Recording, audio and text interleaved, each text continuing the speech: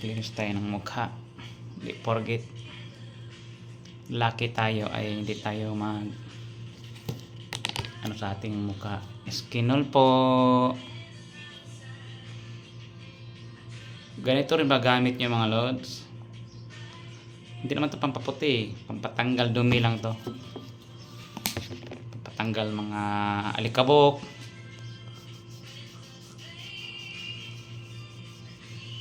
Yan. Tama o ba ganito?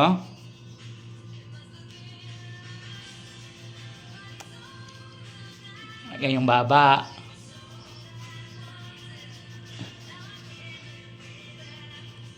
Tapos leeg. Daming dumi oh. Yucks.